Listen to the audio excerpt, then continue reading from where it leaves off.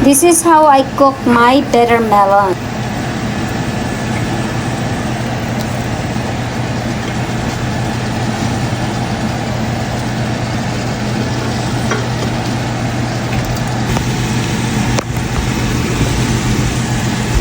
Ito lang ulam ko ngayon at ang kanin luto na rin. Ito lang ang ulam ko ngayon guys. Ang palya. 3 po to siya. In-slice ko very thin. Tapos lagyan natin to maraming garlic. Yan, lagyan natin ng maraming garlic. Ipa-brown ko po to. Tapos lagyan ko ng asin. At saka black pepper ang garlic. Pero lagyan muna natin ng olive oil. Kaunti lang na olive oil ang ilagay natin. Yan, kaunti lang yan siya. Tapos, ipa-brown ko to muna tong garlic.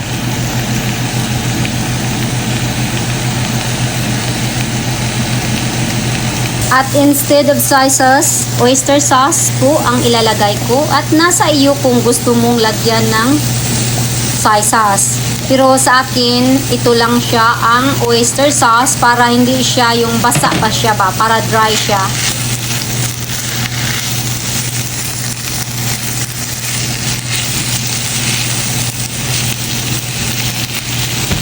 At after this, lagyan natin ng itlog. Ito na yung 3 itlog na binatil ko o in-scramble ko. So yan na siya guys, yung itlog natin. Dinadamihan ko na. Sabi, marami daw benefits ang palya or bitter melon sa katawan natin. So, basta gulay naman, marami naman talagang benefits sa katawan natin kaysa mataba na mga meat. Sarap na guys. Malapit na maluto. Ito na.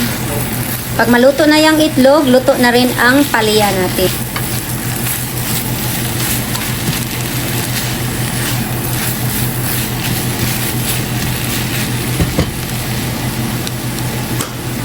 Ready na ang natin, niluto na palya. Tapos luto na rin yung kanin natin. So, kakain na tayo. Guys, thank you for watching and see you next time sa simple na luto ni Indayon Life.